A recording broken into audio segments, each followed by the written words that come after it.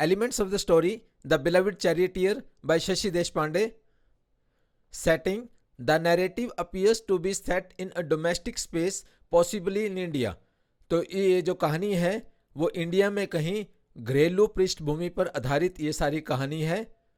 Characters, इसमें अगर हम पात्रों की अगर बात करें, प्रोटैगनिस्ट अजी जो है प्रोटैगनिस्ट है। इसके अलावा आरती जो इसकी अपनी बेटी है, प्रीति जो इसकी अपनी दोती है अजी की, एक अजी के हस्बैंड, अजी की मदर इन लॉ, अजी के सन इन लॉ जो कि आरती के हस्बैंड हैं, माधव उनका नाम है।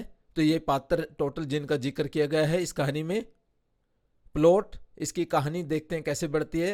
Recollection, the story starts with the protagonist's reflection on her daughter's innocence and recalls a past instance where she had tried to educate her about life. तो ये अजी जो है वो पास्ट के थॉट्स को याद कर रही है, उनको रिफ्लेक्ट कर रही है कि किस तरीके से उसकी जो डॉटर इनोसेंट भोली भाली and recalls a past instance, और एक पास्ट की घटना को याद कर रही है जब वो कोशिश कर रही थी, मतलब अजी कोशिश कर रही थी try to educate her about life. जैसे हर माता पिता कोशिश करता है कि अपने बच्चे को अच्छी से अच्छी एजुकेशन दे, तो इसी तरीके की कोशिश अजी भी करती थी। और वो उस मोमेंट्स को याद कर रही है कि मतलब अपनी बेटी को उसने अपने दुखों से दूर रखा, कभी अपने दुख तक भी उसे नहीं बताए। Revelation, the protagonist reveals her traumatic experiences with in her marriage. अब वो रिवील करती है, अब वो बताती है अपनी बेटी आरती को भाई किस तरीके से वो अपनी मैरिज में बिल्कुल भी खुश नहीं थी। हर फीलिंग्स ऑफ सप्रेशन, उसकी भावनाएं हमेशा से सारी दबी रही। And her longing for recognition, उसकी भी हमेशा इच्छा थी कि उसकी रिकॉग्निशन हो, उसे भी कोई प्यार करे, पर इस मेल डोमिनेटेड सोसाइटी में उसे कभी भी कोई इंपॉर्टेंस नहीं दी गई। इस बात को लेके वो अपनी बेटी आरती को, जो अब उसके पास रहती है, उनको सारी बातें ये बताती है। Emotional outburst, the story reaches it's emotional climax when both the mother and daughter cry after the painful revelations. Mother जो है अजी अपनी डॉटर आरती को जब अपने पेनफुल पास्ट के बारे में बताती है तो वो इमोशनली आउटबर्स्ट हो जाती है, और ये कहानी का क्लाइमैक्स है, चरम पे पहुंच जाती है इमोशनली। जैसे वो दोनों क्राई करने लग जाते हैं, रोने लग जाते हैं।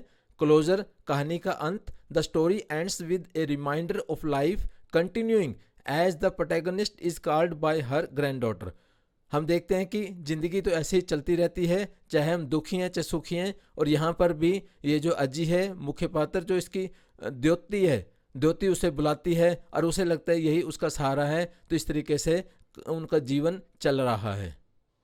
थीम्स, इसके थीम्स में देखें, generational gaps, differences in perspectives and experiences between generations.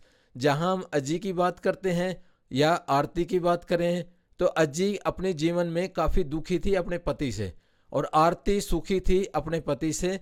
इसके भी पति की मौत हो जाती है और ये काफ़ी राहत महसूस करती है, इसके भी पति की मौत हो जाती है, परंतु ये काफ़ी दुखी हो जाती है। ऐसे लगती है कि उसके बगैर मैं अपना जीवन अब कैसे जीऊँगी। तो जनरेशनल गैप दिखाया गया है इसके अंदर।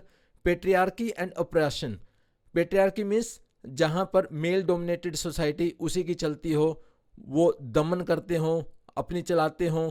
The narrative highlights the oppressive marital dynamics and societal expectations faced by the protagonist. Protagonist इसमें लेडी है जो कि अजी है, तो किस तरीके से मेल डोमिनेटेड सोसाइटी और इसके अलावा सोसाइटी की, समाज की, जैसे उसकी मदर इन लॉ भी कहती है भी समाज वाले जो कहेंगे उस हिसाब से हमने करना है। और मैरिटल रिलेशन में जो उसके हस्बैंड है जैसा वो चाहते हैं वैसे ही वो करे। पत्नी का कर्तव्य है कि वो अपने पति को खुश रखे, वो अपने इमोशंस को, फीलिंग्स को ना देखे। तो इस तरीके से ये दिखाया गया मेल डोमिनेटेड सोसाइटी, उनकी इच्छाएं और उनकी दमनकारी पॉलिसीज या नीतियां या तरीके। recognition and longing, the protagonist's desire for validation, love and understanding. जो अजी है प्रोटैगनिस्ट, उसकी भी इच्छा होती है कि उसकी भी वैलिडेशन हो, उसे भी कोई प्यार करे, उसकी फीलिंग्स को भी कोई समझे। तो इसलिए उसकी रिकॉग्निशन के लिए या अपनी लॉन्गिंग इच्छाएं जो थी, ये थीम को लेके ये कहानी लिखी गई है। रेवलेशन एंड एक्सेप्टेंस, वो अपनी सारी फीलिंग को रिवील करती है और स्वीकार भी करती है। The act of revealing painful truths and the quest for acceptance, और वो चाहती है कि मुझे भी एक्सेप्ट करो, मेरे अंदर भी फीलिंग है।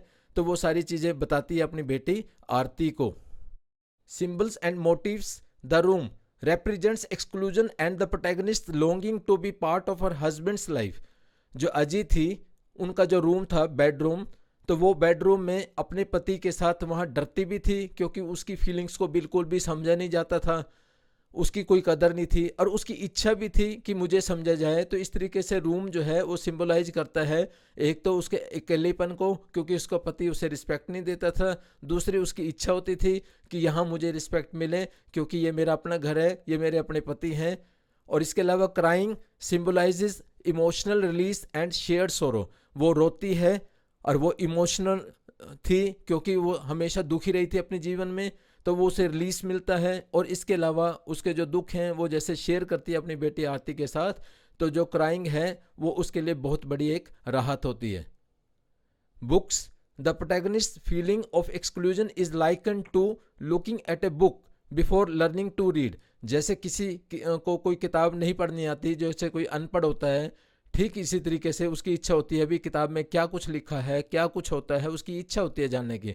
ठीक इसी तरीके से अजी भी जो है एक मैरिड लाइफ में खुश रहना चाहती थी, कैसे एक खुशी जीवन जिया जाता है मैरिड लाइफ में, इस चीज़ को वो जानना चाहती थी। Symbolising ignorance and longing for understanding, वो भी चाहती थी कि मैं भी समझूं इस बात को, मैं भी इंजॉय करूं एक मैरिड लाइफ को, जैसे कोई अनपढ़ चाहता है कि किताब को मैं भी समझूं और मुझे भी बहुत सारी चीज़ों का पता लगे।